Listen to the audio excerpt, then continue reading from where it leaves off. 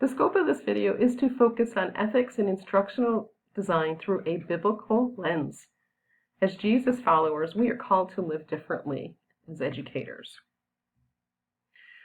Smaldino and Donaldson, in an article, wrote about open dialogue about ethics and values.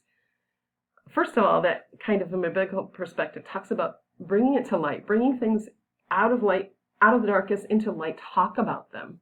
But he also stresses, go beyond discussions about copyright and fair use. Sure, do we need to talk about, is it legal to copy this? Is it legal to use only a certain 10%? Should we give credit to the source for images? Do we have the right to do certain things? We do, but it's much more than that. Association for Education Communications and Technology developed a code of ethics centered around 3 commitments: to the individual, to society, and to the profession of education, focusing on the needs of each individually to people as a whole, and doing the education field justice, and that making sure that we reach every learner's needs, those in the margins, those exceptional, those that have challenges, to meet all needs in the way that is best for them.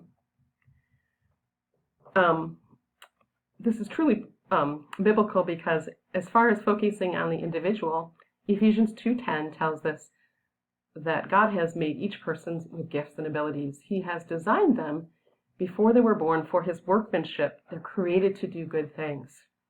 Romans 2 and James 2 specifically says, don't be a respecter of person. Is that hard? Are we challenged to treat everybody with love and respect? We are, because John 13:34 says, because he loved us, we are called to love each other. We are called to design instructional lessons that meet each learner's needs. And those needs vary, so we're called to design in such a way. Roseboom 2021, Universal Design for Learning, spoke about inclusion and diversity, but the act of designing in such a way that it's worship for us to do that. It gives him glory and honor when we do. Universal Design for Learning talks about, if we want students to take away, if we want them to remember things, we have to present it in more than one way. Or they're not going to remember because they're not all the same. We need to do it in such a way that learners can track, they can recall, they can store information in the way that suits them best. Which means multiple means of engagement give them a choice. And from a biblical perspective, they need a choice because God created them all to be diverse.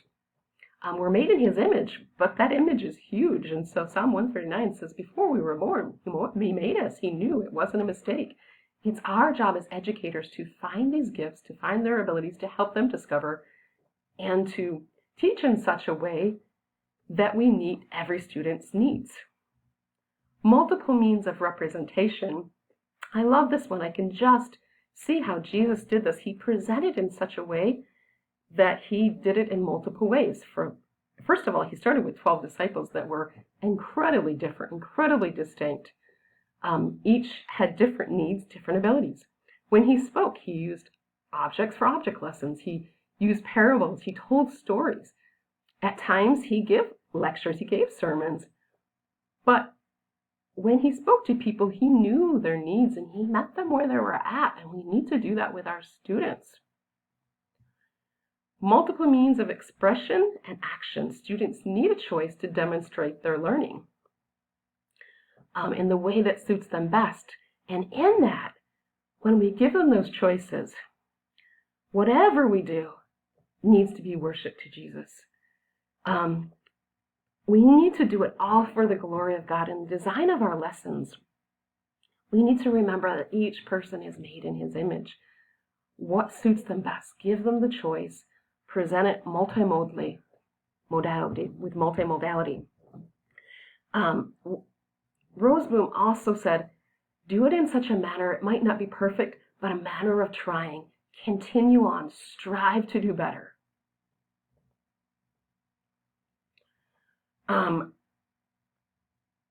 It was mentioned God's accommodations. If we think about how God met each of our needs to bring us to himself, He made accommodations for each one of us. This article also focused on Calvin's theology, and God came to us to meet us where we were at. We can do that with our students, to meet them where they're at, to meet their needs, to design instruction in such a way that we meet those needs. Dieter Ding, in a YouTube video, brought up 4 questions about instructional design. I really enjoyed this one. I may not have agreed with everything, but he had some great principles that are very biblical. He said, when you design things, what are your intentions? Why are you doing it? Things are not neutral.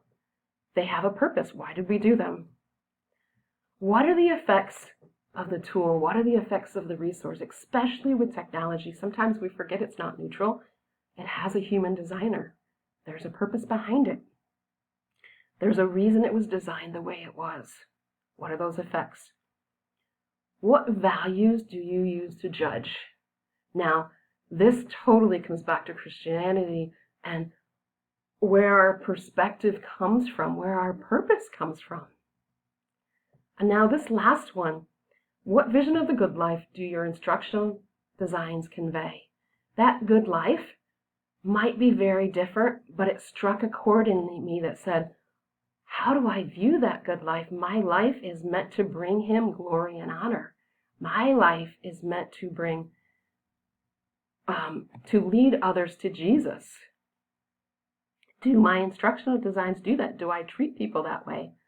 All that I do is supposed to be for his glory and honor. I'm called to a higher calling. Ephesians 3 says we are created for this purpose. Our whatever we do, I think sometimes we can get caught up in education that we forget. We can get caught up with our lesson plannings and our designs that we forget. Why are we doing it? So all that we do is for that good life, but that good life leads back to Jesus.